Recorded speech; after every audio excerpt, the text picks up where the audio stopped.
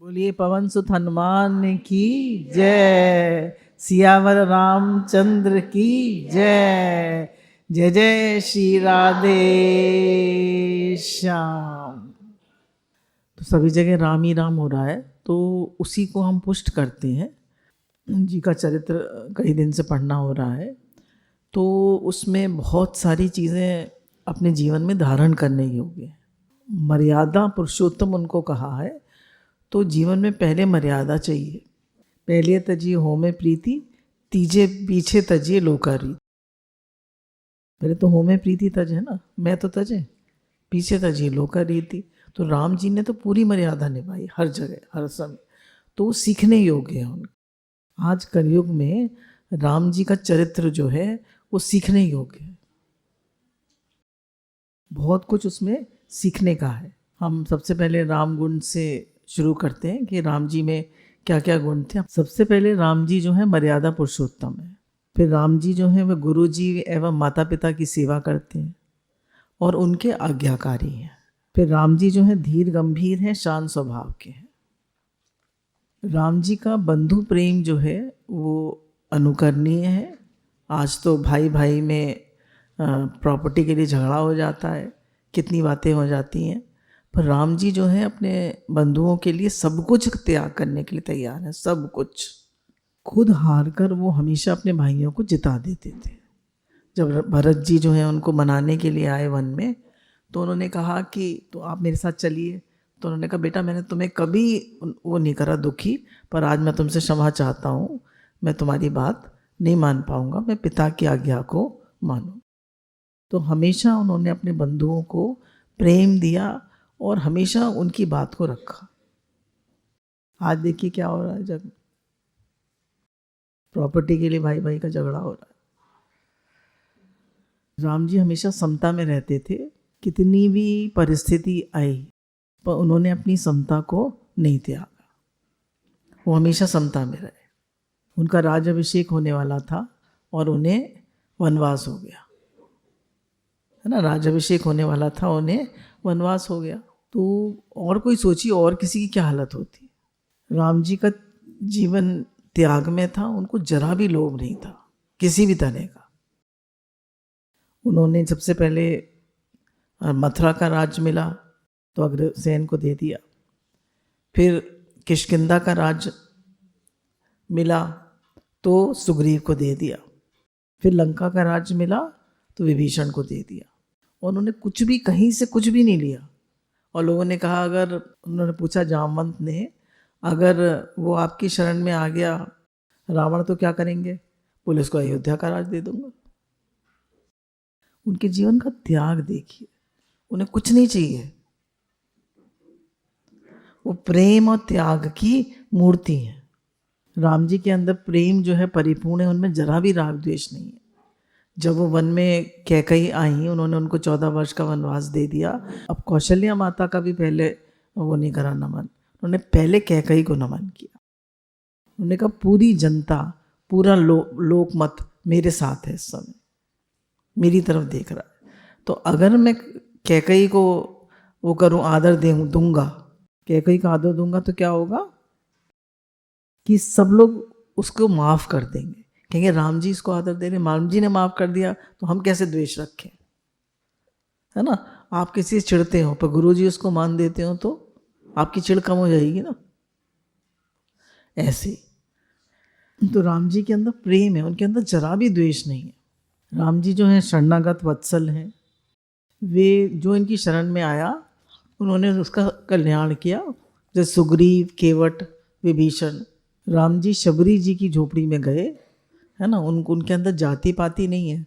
शबरी जी की झोपड़ी में गए और महात्मा जो 10-10 लाख जप करते थे उनकी झोपड़ी में नहीं गए। राम जी ने नीति का साथ दिया, जनमत का साथ नहीं दिया। कैसे? भरत जी मनाने आए तो पूरी अयोध्या का राज आया, तीनों माताएं आई, उधर से जनक जी और सुनैना भी आई, सब उनसे कह रहे हैं वापस लौट चलो, सब। तो उन्हें क्या करना चाहिए था, आप बताइए? वापस लौट सकते थे, लौट सकते थे, बिल्कुल लौट सकते थे, पर उन्होंने जनमत का साथ नहीं दिया, उन्होंने नीति का साथ दिया। उनको कार्य भी मिला था राक्षसों को मारने का, उन्होंने उस चीज की रक्षा करी। तो इसलिए वो उन्होंने नीति का साथ दिया, जनमत का नहीं। एक पत्नीधारी थे, राम जी पवित्र थे। अगर रावण उनका रूप धरता था तो वो उनको सीता माता दिखने लगती थी, उनकी काम वासना खत्म हो जाती थी। चित्रकूट में जाके बसे तो भील और किरातों ने कहा कि हमारा तो मन ही चेंज हो गया आपके आने से, अब हमारे अंदर सब द्वेष, लड़ाई झगड़ा, लूटना पाटना सब खत्म हो गया। ऐसे थे हमारे राम जी। अब हमने देखिए ये यहाँ तक तो ले लिया था कि राम जी को वनवास हो गया है, अब वो उनको गंगा पार जाना है। प्रभु को जाना था गंगा पार, केवट की नाव चढ़े। अब प्रभु को गंगा पार जाना है, वो केवट की नाव चढ़े। तो अब केवट ने कहा कि भाई ये तो इन्होंने इनकी चरण धूलि से तो अहिल्या जो थी वो धूलि से अहिल्या नारी बन गई, और मेरी अगर उससे वो नारी बन गई तो कैसे करूँगा, मेरी नाव नारी बन गई तो उसने कहा कि मैं पहले आपके चरणों को धोऊंगा बैठने से पहले। भगवान राम तो अंतर्यामी हो तो सब जानते थे, तो उन्होंने अनुमति दे दी। उनके चरण धूलि साफ करने के बाद उनको नौका में बैठने दूंगा। उन्होंने केवट को पास बुलाया, वह लकड़ी का बर्तन लेकर आया और उसने उनके चरण पखारना शुरू करा। अब लक्ष्मण और सीता जी देख रहे हैं। जी, सीता जी क्या थी पिछले जन्म में? लक्ष्मी जी थी। और ये जो थे लक्ष्मण, ये शेषनाग थे, और ये कछुआ थे केवट। तो ये भगवान के चरण छूना चाहते थे, स्पर्श करना चाहते थे, तो इन्होंने मना कर दिया दोनों ने। अब ये दोनों खड़े हैं, देख रहे हैं, और वो दोनों चरण, इन दोनों को एक को वाम चरण और एक को दक्षिण चरण दबाने का वो मिला है अवसर। पर अब जो केवट है वो दोनों चरण पखार रहा है। तो किसी को भी हमें बुरी तरह नहीं करना चाहिए जीवन में, है ना। किसी को भी, सारे कर्म हमें ही भोगने पड़ते हैं, सारे दुख हमें ही मिलते हैं। Every action has a equal and opposite reaction. हर कर्म का फल है, हर कर्म का। अच्छा करेंगे तो अच्छा मिलेगा, बुरा करेंगे तो बुरा मिलेगा। तो ध्यान रहे कि एक एक कर्म का, किसी का निरादर कर दिया, किसी के लिए गलत भाव रख लिया, किसी का तिरस्कार कर दिया, किसी को बुरी तरह कर दिया, किसी को मत करिए। सब लौट के किसी न किसी रूप में आपको मिलेगा। जिन चरणन की चरण पादिका भरत रहे लो लाई, सोई चरण केवट धोए लीनी तब हरि नाव चलाई। भजमन राम चरण सुखदाई। सीता जी ने अपनी अंगूठी उतार कर दे दी, भाई कि केवट को उतराई देनी होगी, क्या देंगे, तो सीता जी ने अपनी अंगूठी उतार कर दे दी। तो राम जी ने कहा कि केवट से कि भाई तुम ये ले लो। तो उन्होंने कहा नाई नाई से न लेत है, धोबी धोबी से न लेत है, तो मैं और आप एक जाति के हैं, तो मैं भी आपसे नहीं लूँगा। तो लक्ष्मण जी ने कहा क्या बकता है, मैं तुम एक जाति के। तो उन्होंने कहा नहीं लक्ष्मण से, भैया मैं तुम्हारे से नहीं कह रहा हूँ, मैं तो राम जी से कह रहा हूँ। राम जी और मैं एक जाति के हैं। मैं गंगा पार उतारता हूँ और ये भव पार उतारते हैं। तो मैंने इन्हें गंगा पार उतारा है, ये मुझे भव पार उतार दे। देख कितना चतुर था केवट। अब राम, सीता और लक्ष्मण आगे चल दिए। राम जी आगे चल रहे हैं, बीच में सीता जी हैं और पीछे लक्ष्मण जी हैं। ब्रह्म जीव विच माया जैसी। ब्रह्म राम जी हैं, जीव लक्ष्मण जी हैं, बीच में सीता माया जी हैं। ये लोग पहुँचे, गुहक की नगरी में पहुँचे। तो गुहक ने उनका स्वागत किया। स्वागत नहीं, अभी तो ये पहुँचे ही हैं खाली। तो गुहक ने कैकेयी के विषय में कटु वचन सुनाए, तो लक्ष्मण ने उससे समझाने लगे। सुख दुखस्य न कोअपि दाता। कोई मनुष्य किसी को सुख दुख का दाता नहीं है, सब अपने अपने कर्म का फल भोग रहे हैं। इस सृष्टि का आधार ही कर्म है। इस कारण से ज्ञानी महात्मा किसी को भी दोषी नहीं मानते। रामचंद्र जी स्वेच्छा से वनवासी बने हैं। सीताराम के चरणविंद का नित स्मरण ही परमार्थ है। सखा परम परमार्थु एहु, मन करम वचन राम पद नेहु। सुख दुख का कारण जो अपने अंदर ही खोजे वह संत है। सुख दुख का कारण कहाँ खोजना है? अपने अंदर। दूसरे को कभी दोषी नहीं ठहराना। मैं दुखी क्यों? तुम्हारी वजह से, तुम्हारी 3 उंगली हमारी तरफ है, और एक हम भगवान को भी बुरा कह रहे हैं, तुम भी बुरे हो, ये भी बुरा है, और फिर हम तिगने बुरे कौन हुए? हम हो। ये कल्पना ही भ्रामक है कि मुझे कोई सुख दुख देता है। सुख दुख कर्म का फल है।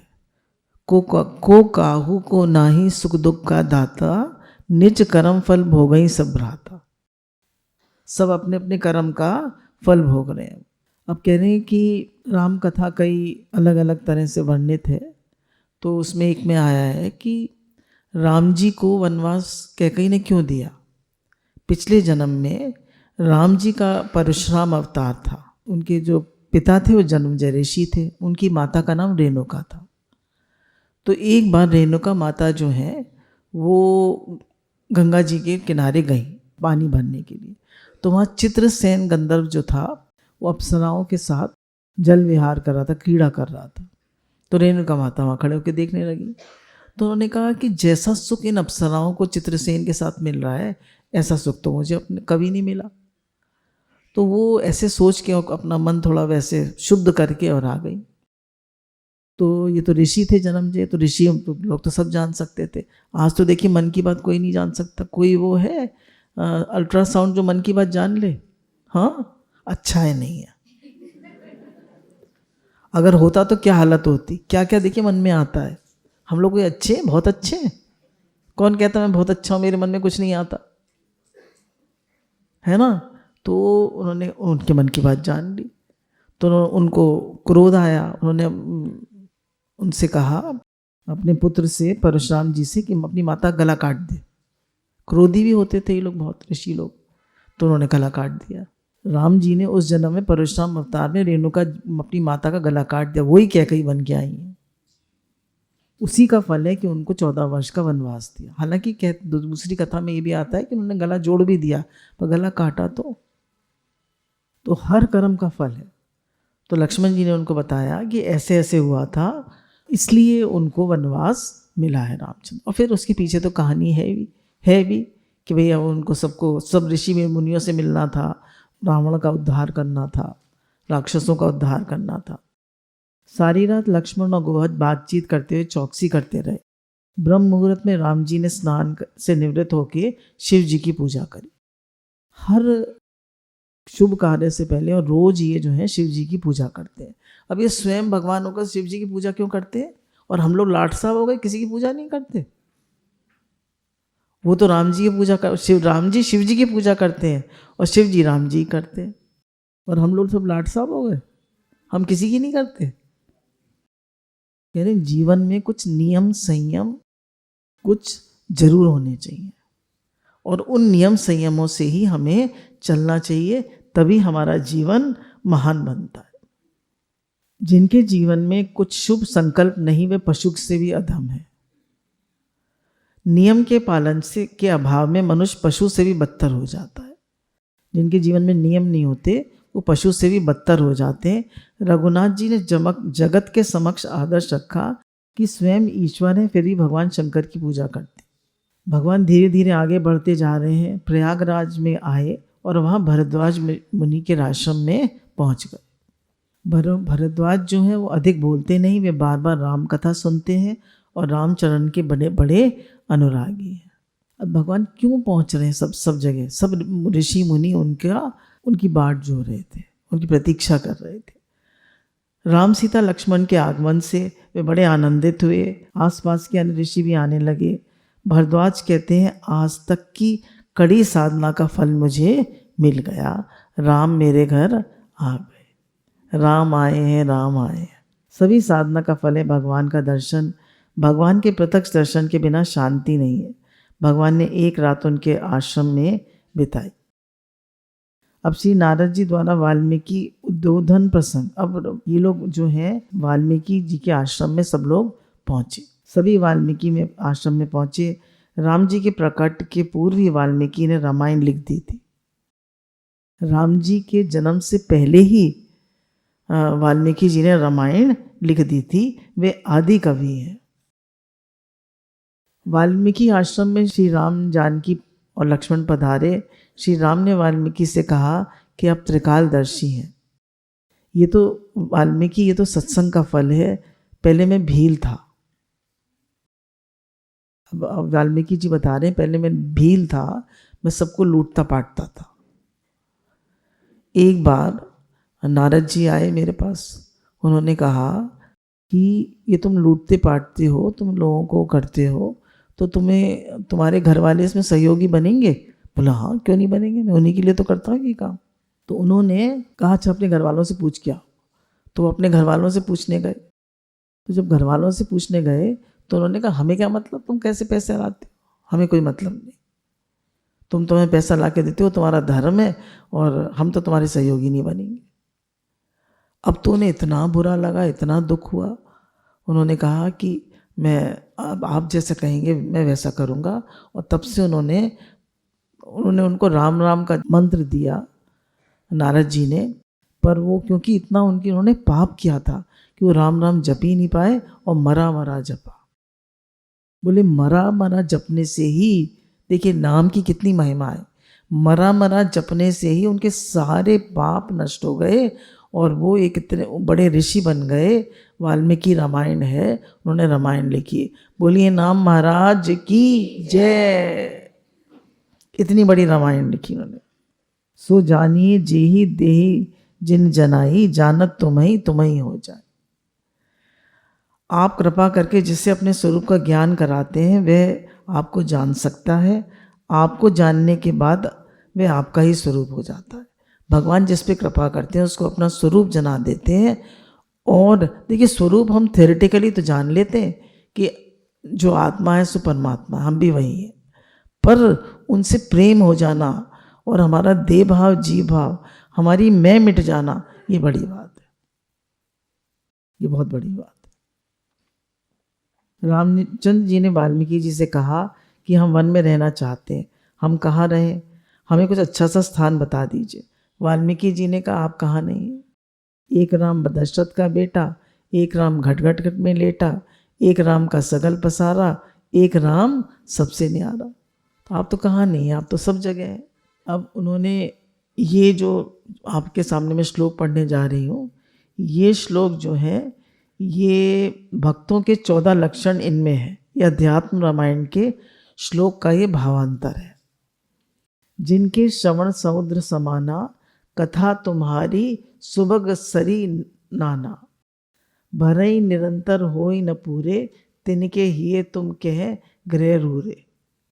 काम क्रोध मद मान न मोहा, लोभ न शोभ न राग न दोहा, जिनके कपट दंभ नहीं माया, तिनके हृदय बसु रघुराया। अब कह रहे जिनके हृदय में काम क्रोध मद मान मोह नहीं है, लोभ और शोभ राग और द्वेष नहीं है, जो सबके प्रिय और सबके हितकारी हैं, दुख सुख सरिस प्रशंसागारी, जिनके लिए सबके लिए समान है, उनके हृदय में भगवान बसते हैं। कई सत्य वचन प्रिय विचारी, मतलब प्रिय वचन बोलते हैं और विचार करके बोलते हैं। जगत सोवत शरण तुम्हारी, हमेशा तुम्हारी शरण में रहते हैं। तुम छाड़ी गति दूसरी नाही, राम सबों तिनका उर्माही। अगर तुम्हारे अलावा उनकी गति नहीं है और सबको तिनके के समान छोड़ दिया है तुम्हारे आगे। जननी सम जानई पर नारी, धनु पराव विष के विष भारी, जे हर्षई पर संपत्ति देखी, दुखित होई पर विपत्ति विशेषी। जो दूसरे की संपत्ति देख के खुश होते हैं, हम खुश होते हैं, चिढ़ते हैं। दुनिया में क्या होता है, लोग चिढ़ते हैं। कह रहे जो हर्षित पर संपत्ति देखी, दुखित होई पर विपत्ति देखी, और दूसरों का दुख देख के दुखी होते हैं। जिन्हें राम तुम प्राण प्यारे, तिनके मन शुभ सदन तुम्हारे। जिन्हें तुम प्राणों से भी प्यारे हो, उनके हृदय में राम तुम बसते हो। स्वामी सखा पितु मात गुरु, जिन्हें सब तुम तात, तिनके मन मंदिर बसऊं, सिए सहित दो भ्रात। कहने जो ये सब गुण जो हमने बताए इन श्लोकों में, जिनके अंदर ये सब गुण होते हैं, 14 गुण होते हैं, वो सीता लक्ष्मण और राम उन सबके हृदय में बसते।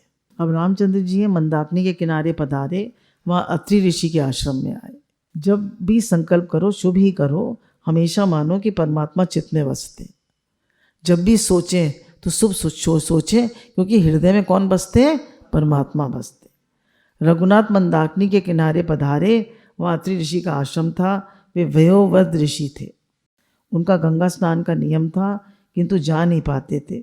सो अनसुईया ने गंगा जी से प्रार्थना की कि वे उनके आश्रम में प्रकट हों। उनकी प्रार्थना से प्रसन्न होकर गंगा जी वहीं प्रकट हो गई। बोले गंगा मैया की जय। तुलसीदास जी को चित्रकूट के घाट पर रघुनाथ जी के दर्शन हुए। चित्रकूट के घाट पे भई संतन की भीड़, तुलसीदास चंदन घिसे तिलक करे रघुवीर। तुलसीदास जी जब राम को पहचान नहीं पाए तो हनुमान जी ने तोते का रूप धरकर ये वाला श्लोक बार बार बोला, तब तुलसीदास जी राम जी को पहचान पाए। गोहक सेवा कर रहा है। राम के आगमन का समाचार भील के रात आदि में फैल गया और रामचंद्र जी के दर्शन सबने किए और सबने कहा कि हमारा तो जीवन आपके आने से बदल गया, हमारा तो जीवन सुधर गया। रामचंद्र जी चित्रकूट में विराजे। तब से चित्रकूट के वृक्ष, फूल और फल सब भर गए और झूमने लगे। प्रतिदिन कई ऋषि मुनि राम जी के दर्शन को आते रहते थे। राम के चरित्र का वर्णन कौन कर सकता है? एक एक अक्षर महापातक का नाशक है। अब सुमंत जो है वापस लौट जाते हैं अयोध्या, और गोहक चित्रकूट से वापस आए तब सुमंत गंगा किनारे पर ही थे। अयोध्या की प्रजा पूछेगी कि राम को कहाँ छोड़ाए तो क्या उत्तर दूंगा। तो उन्होंने कहा कि जो सुमंत के जो स्वर्ण रथ है उसके घोड़े भी मुड़ मुड़ के देख रहे हैं और आंसू बहा रहे हैं कि भाई हमारे राम जी कहाँ चले गए। सुमंत भी रो रहे हैं कि मैं राम जी के बिना कैसे चला जाऊं। तो बोला, राम विरह में जिसकी आंख में दो आंसू न टपके उसका मन शुद्ध नहीं हो पाता। एक दासी मंथरा सुमंत को कौशल्या के आवास में ले आई। राम वियोग में 5 दिन बीत गए। दशरथ जी के मुख से मृत्यु की छाया पड़ने लगी है। मंत्री के पास आकर उनको दंडवत प्रणाम किया। सुमंत ने उनको दंडवत प्रणाम किया। दशरथ जी ने आंखें खोलकर देखा, पूछा मेरे राम कहाँ है? कहाँ है मेरे राम? कहाँ है? कहाँ छोड़ा है मेरे राम को? सीता वापस आई या नहीं आई? मुझे वहां ले चलो, मुझे मेरे राम के पास ले चलो। दशरथ जी व्याकुल देखकर तुरंत सुमन की आंखों में आंसू बहने लगे। सुमंत के वचन सुनते ही राजा हे राम, हे राम, हे राम बोलते हुए नीचे गिर गए और कौशल्या व्याकुल हो गई, फिर भी राजा को धीरज दे रही। दशरथ जी विलाप करते हुए कहने लगे, मुझे भी वहीं ले जाइए जहाँ मेरे राम हैं। अपनी स्त्री के कहने में आकर मैंने अपने सुयोग पुत्र को वनवास दे दिया। मध्यरात्रि का समय था। राजा ने राम राम कहते हुए देह त्याग कर दिया। राम राम कहीं राम कहीं, राम राम कहीं राम, तनु पर हरि रघुबीर विरह, राउ गाओ सुरधा। तो राम राम कहते हुए दशरथ जी अपने धाम को पधार गए। दशरथ जी का राम प्रेम विरह इतना हार्दिक था कि उनके प्राण पखेरु उड़ गए और सभी विलाप करने लगे। सारे नगर में कोहराम मच गया। वशिष्ठ जी सांत्वना देने लगे। उन्होंने सेवकों को आज्ञा दी कि कैकेयी देश में जाओ और भरत शत्रुघ्न को कहो कि गुरुजी ने बुलाया। भरत शत्रुघ्न आ पहुँचे। उन्हें मार्ग में कई अपशगुन भी हुए। सभी बाजार और कारोबार बंद थे। भरत के आगमन का समाचार सुन के कैकेयी बड़े आनंद से आई और भरत को गले लगाया और कहने लगी कि राज चला जा रहा था, मैंने तेरे लिए राज बचा लिया। तो उसने कहा कि मेरे पिता कहाँ हैं? तो उन्होंने कहा कि मैंने तुम्हारे पिता से 2 वरदान मांगे थे, एक कि मुझे तुम्हें राज्य मिले और राम जी को 14 वर्ष का वनवास। ये उन्होंने भी कहा नहीं। उन्होंने कहा तुम्हें राज्य मिले, और ये सुनते ही तुम्हारे पिता जो हैं वो व्याकुल हो गए। उन्होंने भी ये नहीं कहा कि राम जी को 14 वर्ष का वनवास, बस ये कहा कि तुम्हें राज्य मिले, मैंने ये कहा। तो फिर भरत जी पूछते मेरे भाई कहाँ है? मेरे भाई कहाँ है? कैकेयी ने कहा वो तो वन में गए। हे नाथ, तब कैकेयी कहती है कि मैंने वरदान के अनुसार उसे वन में वनवास दिया है। सारी बातें सुन के भरत को इतना दुख हुआ, इतना क्रोध आया। उन्होंने कहा कैकेयी से, माता है हालांकि, कि तेरी जीभ कट क्यों नहीं गई? ऐसा वरदान मांगते हुए तेरी जीभ कट क्यों नहीं गई? तू मर क्यों नहीं गई, तूने ऐसा वरदान कैसे मांग लिया। और शत्रुघ्न ने मंथरा को एक लात मारी और वो लोग अपने पिता के पास पहुंचे। पिता का तो शरीर शांत हो ही चुका था। 15 दिनों के बाद शोक सभा का आयोजन हुआ। वशिष्ठ सहित कई ऋषि भी वहाँ उपस्थित थे। सबसे पहले वशिष्ठ जी महाराज ने दशरथ का गुणगान किया, शोकांजलि दी। फिर उन्होंने राजकुमार राम की भूरी भूरी प्रशंसा की और भरत से कहा कि पिताजी की आज्ञा शिरोधार करके राम के वन गमन किया है। दशरथ जी स्वर्ग से धारे हैं, अतः कल तुमसे तुम्हारा राज अभिषेक होगा। भरत को ये बात स्वीकार नहीं थी। उन्होंने कहा, जिस गद्दी पे भागीरथ बैठे, दिलीप बैठे, मेरे पिता दशरथ बैठे और जिस पे राम विराजमान होने वाले थे, और सारी प्रजा मतलब किसी तरह बैठने को तैयार नहीं। वो रोए जा रहे हैं, भरत रोए जा रहे, कह रहे मैं बिल्कुल नहीं बैठूंगा इस गद्दी पे, चाहे कुछ हो जाए। जगत में मुझ पापी का जन्म ही नहीं हुआ होता तो अच्छा होता। भरत जी कह रहे, मेरे पिताजी को तो सदगति प्राप्त हुई, उनके लिए तो मुझे अधिक दुखी नहीं है। मुझे जो दुख है वह मेरे बड़े भाई को मेरे कारण जो दुख धारण कर, नंगे पैर वो वन में गए, सीता जी को भी इतना कष्ट भोगना पड़ रहा है, मेरे भैया को भी मेरे कारण इतना कष्ट भोगना पड़ रहा है, मुझे उसका दुख है। जिस राज्य आसन पर कभी भगीरथ विराजमान थे, उस पर बैठने की मेरी पात्रता नहीं है। आप प्रार्थना करें, फिर मेरे साथ अयोध्या वापस आए। राम सीता का स्मरण करते हुए भरत की आंखों में आंसू बह रहे हैं। सबको विश्वास हो गया कि भरत प्रेम की मूर्ति है। अब भरत और माताजी लोग सब राम को मनाने के लिए वन में जाते हैं। सब उनके आंगन में आ गए। ऋषि वशिष्ठ और अरुंधति भी रथ में विराजमान हुए। कैकेयी के सिर से अब कली का भूत उतर चुका है।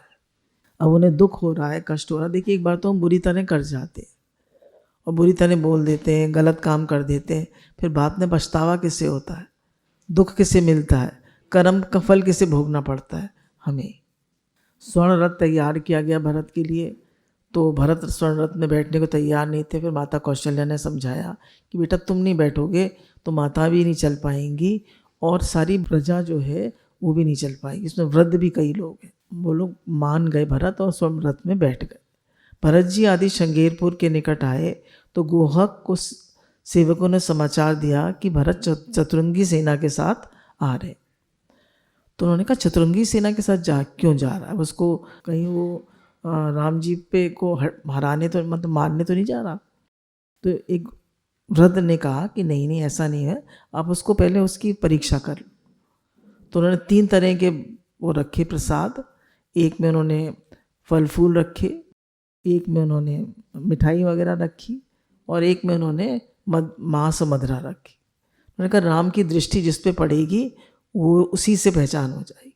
तो उन्होंने कहा, जो जिस तरह का हम प्रसाद पाते हैं वो हमारे बता देता है कि हमारे गुण कैसे हैं, हम रजोगुणी हैं, हम तमोगुणी हैं या सतोगुणी। भरत ने तो किसी पे भी दृष्टि नहीं डाली, ना सतोगुणी या रजोगुणी ना तमोगुणी आहार पे। वो तो गुणातीत है, वो तो तीनों गुणों से रहित है, तो निर्गुण है। मनुष्य के मन की परीक्षा आहार विहार से हो सकती है। भरत के मुख से तो बस राम राम ही उच्चारित हो रहा है। गोहक को विश्वास हो गया भरत लड़ने नहीं, मिलने आ जा रहे। राजा गोहक ने भीलों को आज्ञा दी कि अयोध्या की प्रजा का भली भांति स्वागत करो। गोहक ने भरत को वह अशोक वृक्ष दिखाया जिसकी छाया में श्री राम ने विश्राम किया था। भरत ने उस वृक्ष को भी प्रणाम किया और श्री राम की दर्भ सेज देखकर तो उनका हृदय भर आया। राम जी जिस पे सोए थे तो वो देख के तो उनका मतलब आंखों में आंसू आ गए भरत के, कि मेरे भैया जो मखमल के गद्दों पे रहते थे वो आज घास के आसन पे लेट रहे हैं। बहुत कष्ट हुआ उनको। सारी रात सभी ने वहाँ विश्राम किया और फिर वो लोग वहाँ से आगे चल दिए। आगे सभी रथ चलने लगे। पीछे भरत शत्रुघ्न और गोहक राज पैदल चलने लगे। भरत की दशा करनाजनक है। वो शत्रुघ्न के कंधे पे हाथ रखकर और राम राम राम सिया राम सीताराम सीताराम कहते हुए चल रहे।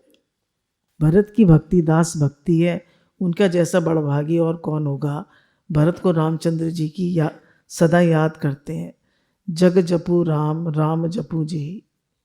स्वयं ईश्वर जिसका स्मरण करें उसकी भक्ति सच्ची है। राम जी भरत जी का स्मरण करते हैं और भरत जी राम जी का स्मरण करते हैं। उन्होंने कहा भरत सम भाई नहीं। लक्ष्मण ने भी बहुत सेवा करी, हनुमान जी ने भी बहुत सेवा करी, पर सबसे ज़्यादा प्रेम राम जी भरत जी से करते हैं। लोगों ने भरत से कहा मुनि भरद्वाज के आश्रम में भी जाना चाहिए। सभी साधना का फल है राम दर्शन। साधन करने से हमें राम दर्शन का लाभ हुआ, किंतु राम जी के दर्शन का फल तो भरत जी है। अगर राम जी के दर्शन भी मिल जाए तो उनसे भी, वो कह रहे हैं भरद्वाज ऋषि, उनसे भी बड़ा दर्शन है भरत जी का। क्यों? भरत जी भक्त है, तो भक्त के दर्शन से भगवान का दर्शन होता है। और उन्होंने कहा तुम्हारा दर्शन करके मैं कृतार्थ हो गया। भरद्वाज ऋषि ने कहा, भरत ने वहाँ वार्तालाप किया उन सभी अनर्थों। अब भरत जी को बहुत ग्लानि महसूस कर रहे हैं। वो कह रहे सभी अनर्थों का मूल मैं हूँ। भरद्वाज ऋषि ने भरत से कहा राक्षसों का वध करने की हेतु ही रामचंद्र जी ने ये सारी लीला की रचना की है, अतः तुम्हें शोक नहीं करना चाहिए। उन्होंने देखा कि भरत जी ने दरबासन बिछाकर आसन किया है और उन नासिक पर दृष्टि स्थिर करके सीताराम का जप कर रहे हैं। अब भरद्वाज ऋषि जो है देखने गए कि भाई इनकी क्या स्थिति है भरत जी की, तो उन्होंने देखा कि वो उस दरबासन बिछाकर बैठे हैं और सीताराम का जप कर रहे हैं। उन्होंने अणमा सिद्धियों को कह दिया था कि रात भर तुम भरत की सेवा करना, पर भरत ने तो कुछ देखा ही नहीं, ना सोए ना लेटे, वो बैठकर सिर्फ सीताराम सिया सीता सिया राम सिया राम सिया राम सिया राम जप करते जा रहे। भरद्वाज ऋषि ने विनती करी कि भैया आप थोड़ी देर तो विश्राम कर लीजिए। भरत के नाम प्रेम का वर्णन कौन कर सकता है, वाणी के सामर्थ्य के बाहर की वस्तु है। पूरी रात वो सिया राम का जप करते रहे। जब तक मन संसार के किसी भी विषय सुख में फंसा हुआ है, भक्ति का रंग नहीं लग सकता। सांसारिक विषय सुखों को मन से भी त्याग करने पर ही भक्ति हो पाएगी। जब हम सांसारिक सुखों का भी त्याग कर देते हैं तब भक्ति हो पाती है। भोग वासना में फंसा हुआ मन ईश्वर से दूर भागता है। भरत का त्याग अति उत्तम है। अष्ट सिद्धियों सेवा करने को तत्पर हैं, किंतु भरत उनकी ओर दृष्टि भी नहीं करते। वैराग के बिना भक्ति रोती है। अगर हमारे जीवन में वैराग नहीं है तो भक्ति रोती है, वैराग नहीं तो भक्ति थोती है। भरत की तो एक ही इच्छा है राम के दर्शन। मोहे लागी लगन हरि दर्शन की। जन्म जन्म रति राम पद यही वरदान नान। भरत जी त्रिवेणी गंगा में भिक्षा मांग रहे हैं, मुझे और कोई इच्छा नहीं है, राम मुझे जन्म जन्म राम के चरणों की भक्ति मिले। अब ये लोग आगे बढ़ रहे हैं और साथ में अयोध्या की प्रजा भी चल रही है। अब सीता जी को स्वप्न आता है कि भरत मिलने आए हैं और सारी माताएं जो हैं सफ़ेद वस्त्र में। तो राम जी कहते हैं ये तो मतलब शोक सूचक समाचार मिलेगा आज हमें। जब भरत जी आए तो उनके मन में बहुत ज़्यादा वो है, तड़प है, ग्लानि है कि मुझे राम जी अपनाएंगे या नहीं, भाभी मुझे माफ़ करेंगी या नहीं। अब ये लोग सब व्याकुल होकर सोच रहे हैं कि मैं अपना काला मुंह राम जी को कैसे दिखाऊंगा, मुझे देखते हुए मुंह तो फेर नहीं लेंगे। नहीं नहीं, वो ऐसा नहीं करेंगे। अब जब उन्होंने देखा कि भरत आ रहे हैं सब सेना को लेके, तो लक्ष्मण जी जो हैं वो क्रोधित हो गए।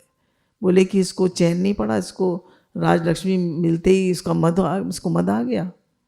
अब ये पूरी सेना लेकर आया है यहाँ पे।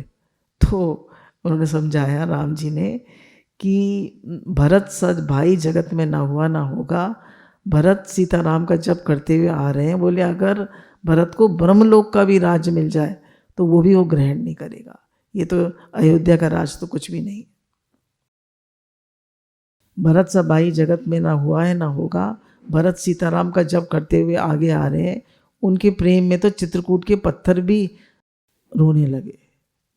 भरत ने दूर से देखा तो राम आंगन में विराजमान है, ज्ञान वार्ता कर रहे हैं। अपने आप को धीरज देते हुए भरत ने राम के निकट जाकर साष्टांग दंडवत प्रणाम किया।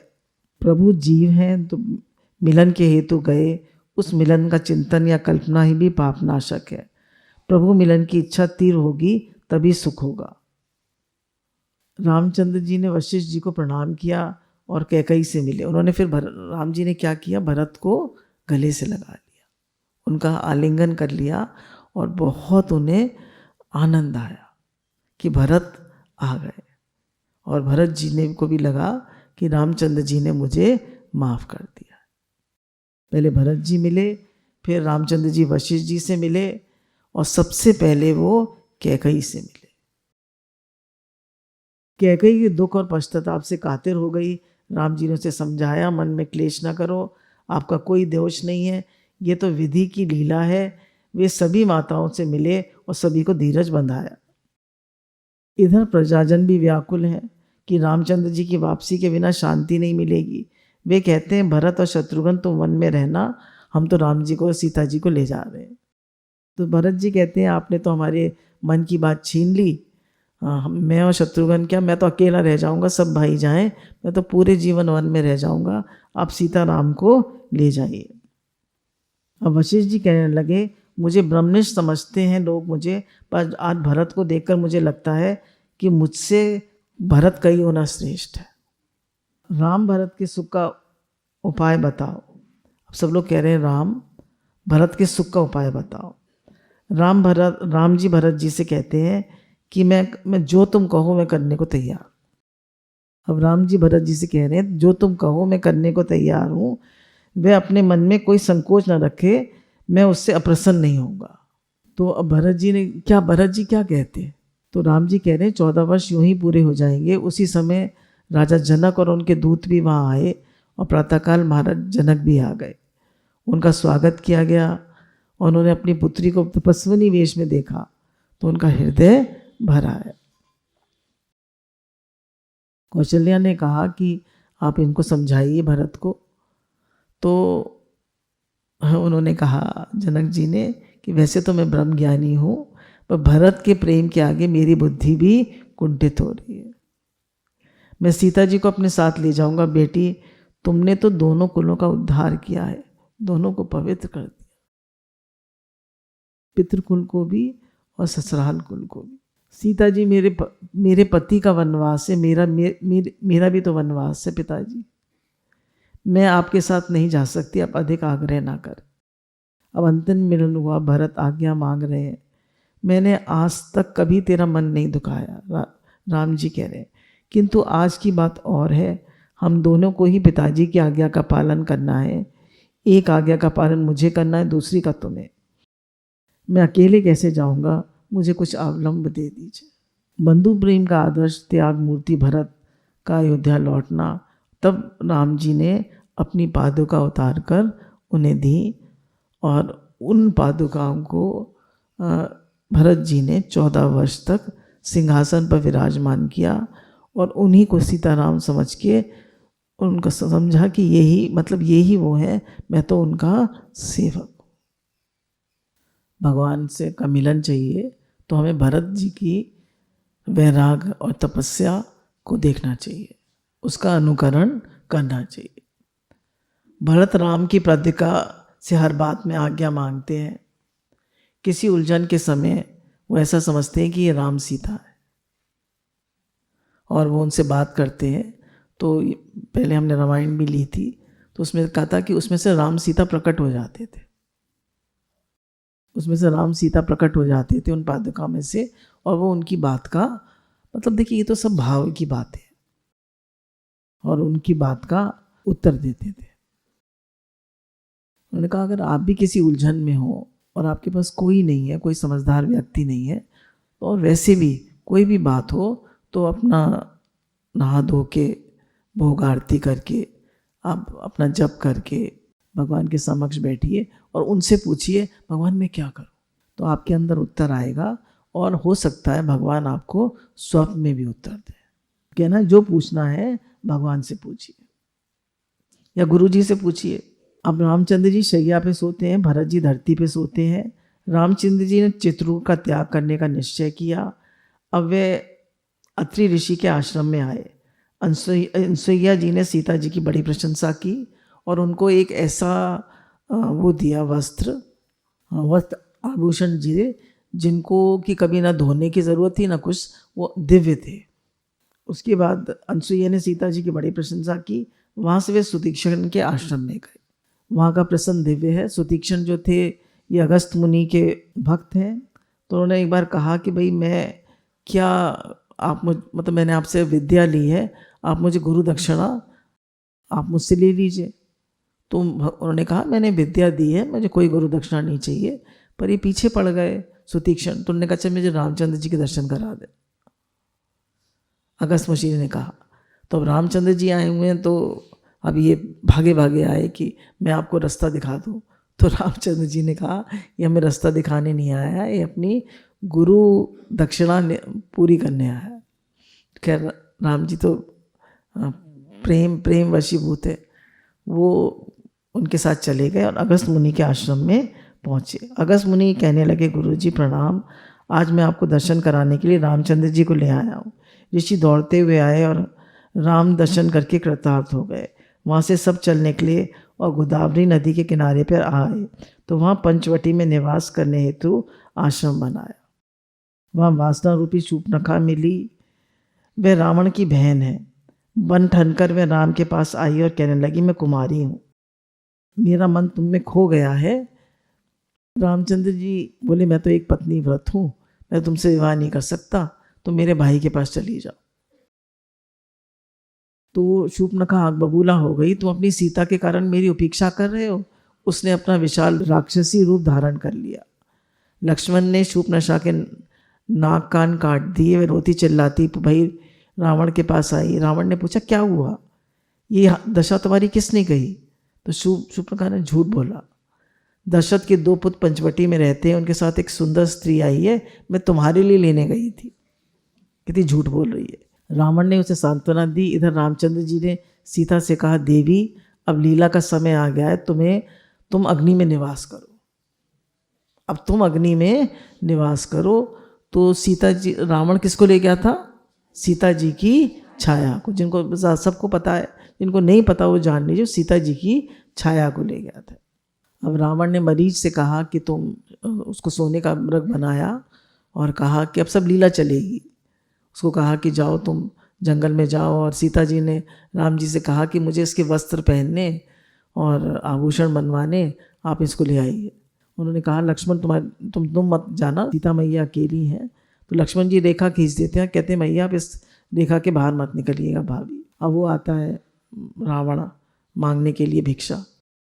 तो वो कहता है कि मैं इसके रेखा के बाहर निकल के आओ तो मैं लूँगा, तब भिक्षा लूँगा। उन्होंने कहा भाई संत है और उसमें वेश धारण करके आया था, कुछ जैसी वो बाहर आती हैं वो उनको हरण करके ले जाता है।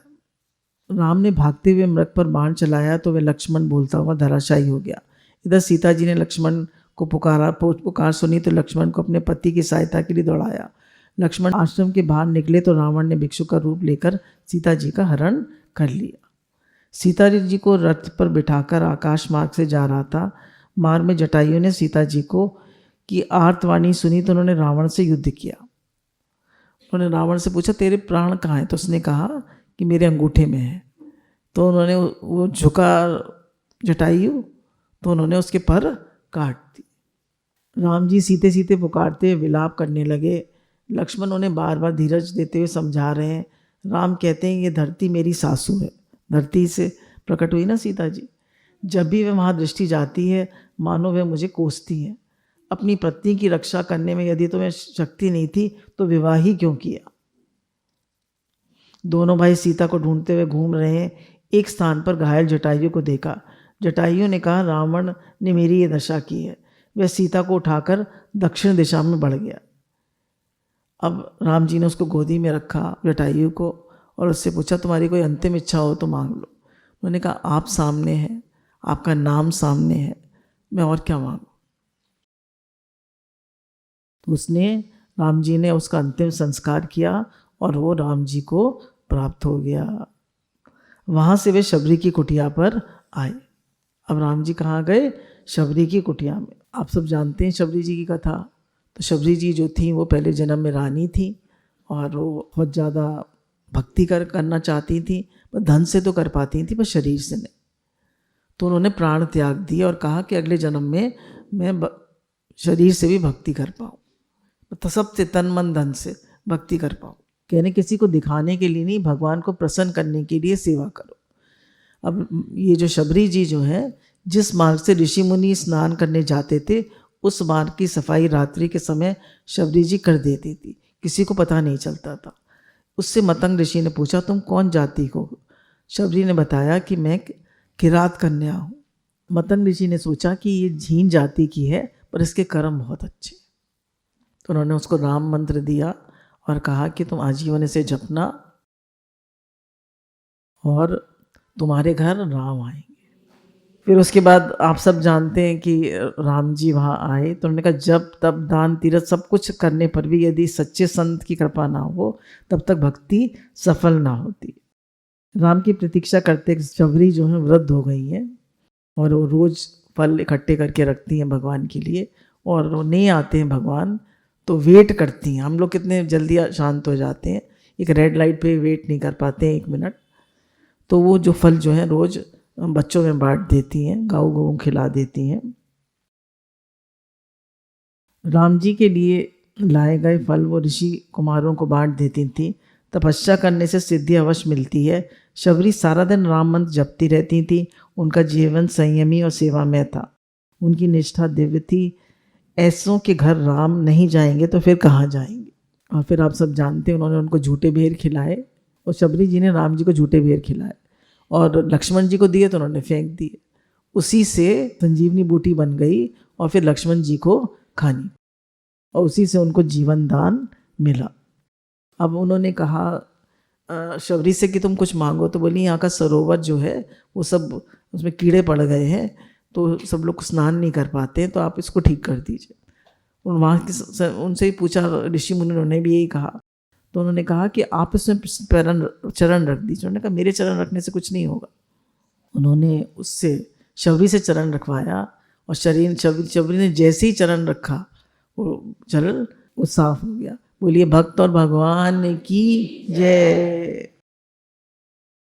और भगवान का दर्शन करते हुए शबरी जो है योग अग्नि में भस्म हो गई, योग अग्नि में विलीन हो गई।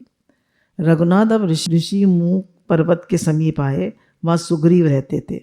वहाँ प्रथम तो हनुमान जी का मिलन हुआ और हनुमान जी ने उनका परिचय जाना और सुग्रीव से मैत्री करा दी। अब हनुमान जी ने सुग्रीव से मिलन कराया और सुग्रीव को जब देखा भगवान ने तो कहा कि तुम इतने उदास क्यों लग रहे हो। तो उन्होंने कहा भाई ने मेरी क्या, इनकी जो भी कहानी है कि एक राक्षस आ गया था इनकी नगरी में। सुग्रीव और बाली की दोनों भाई बड़े प्रेम से रहते थे। तो राक्षस जो है वो उसको मारने के लिए बाली बहुत बलशाली था। वो रावण को भी और किसको बगल में घुमा के उसमें घुमा था। तो वो एक गुफा में घुस गया, ये भी घुस गए बाली। उन्होंने कहा मेरा तो इंतज़ार करना 20-25 दिन, मैं नहीं आऊँ तो फिर समझ लेना मैं मर गया। तो ये काफ़ी दिन सुग्रीव ने इंतज़ार किया। जब ये नहीं आए, बाली नहीं आए, तो वो जाके राजगद्दी में बैठ गया। जब सुग्रीव वो फिर बाली आ गए तो उन्होंने देखा जब राजगद्दी में बैठा हुआ है तो उनको आग बबूला हो गए और उसको भगा दिया और उनकी पत्नी और सब राज का हरण कर लिया। तो ये मतलब ये इनकी कहानी है। तो फिर भगवान क्योंकि शरण में आए हैं सुग्रीव और इनकी पत्नी का भी हरण कर लिया और उसका भी वो कर लिया, ये भगवान को बहुत खराब लगा। तो भगवान इसको वरदान था बाली को कि जो उसको सामने से मारेगा तो उसकी आधी शक्ति वो खींच लेगा। तो भगवान ने छिप के बाली को मारा। तो बाली ने कहा कि मैंने क्या गलती करी थी, आपने क्यों मारा। उन्होंने कहा ये आपकी गलत बात है, मैंने क्या किया था। तो उन्होंने कहा नहीं, तूने अपनी भाई की पत्नी जो कि बहन के समान है और भाभी के समान है और माँ के समान है, तूने उसके साथ गलत किया, इसलिए मैंने तेरी हत्या करी।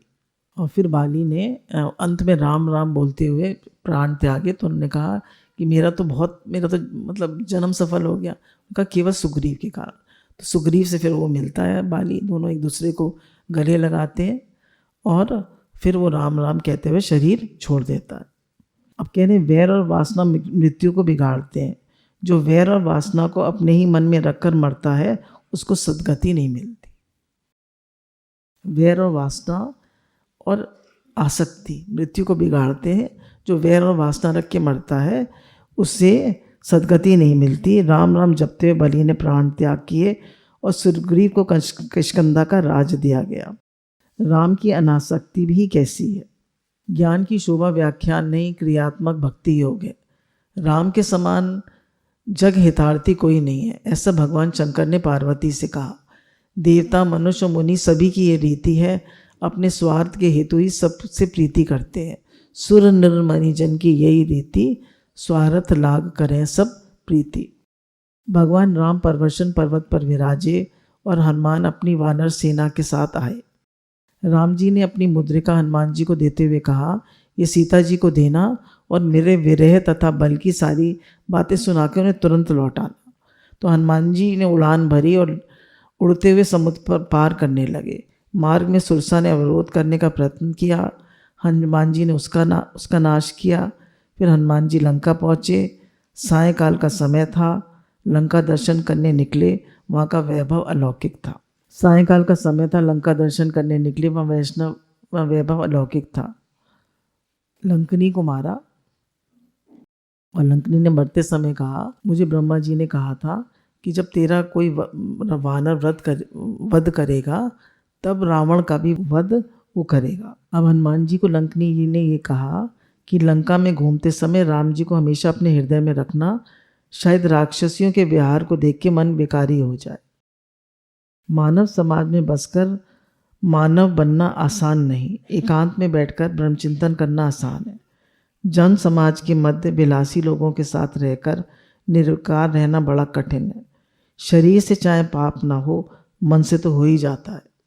पूरी नगरी में घूम रहे थे पर इन्हें सीता जी कहीं नहीं दिख रही थी। तो ये घूम रहे थे तो इन्हें राम राम का सुनाई दिया। तो ये नीचे उतरे तो विभीषण की कुटिया मकान था। वहाँ तुलसा जी भी दिखी इन्हें। तो इन्हें कहे तो राम भक्त है। तो उन्होंने पूछा कि भाई ऐसे ऐसे मैं हूँ, अपना परिचय दिया। और उन्होंने पूछा कि सीता जी कहाँ हैं। उन्होंने कहा सीता जी अशोक वन में है। हनुमान जी अशोक वन में आए। वहाँ सीता जी समाधि अवस्था में बैठकर राम राम जप रही थी। उनका शरीर दुर्बल हो गया था। हनुमान जी ने उनको मन ही मन प्रणाम किया और वृक्ष की डाली पर बैठकर राम कथा सुनाना शुरू कर दी। उन्होंने कहा कि बहुत सारे वानर और रामचंद्र जी आपको मतलब सब लेने आएंगे। मैं एक राम जी का दूत हूँ। सीता जी ने कहा भाई तुम कौन हो, प्रत्यक्ष क्यों नहीं आते, मेरे समक्ष आओ। हनुमान जी ने सामने आकर माता को प्रणाम किया। माता जी मैं रामचंद्र का दूत हूँ, मुझे आज बड़ा आनंद हुआ। उन्होंने रामचंद्र जी का संदेश सुनाया। वे आपकी उपेक्षा नहीं करते, वे शीघ्र ही आ रहे हैं। माता फिर उन्होंने कहा कि मुझे बड़ी ज़ोर से भूख लगी है। तो उन्होंने कहा फल तोड़ना नहीं, जो नीचे गिरे वो खा लेना। अब वो भी चंचल है। हनुमान जी उन्होंने वृक्ष हिला हिला के नीचे फल गिरा दिए और उन्हें खाने लगे। तो उसी समय इंद्रजीत आ गए। तो इंद्रजीत ने उनको पकड़ लिया।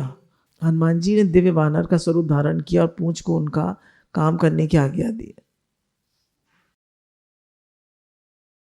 पूंछ ने बहुत को मारा, कई राक्षसियों का संहार किया। इतने में इंद्रजीत वहाँ आकर ब्रह्मास्त्र छोड़ा।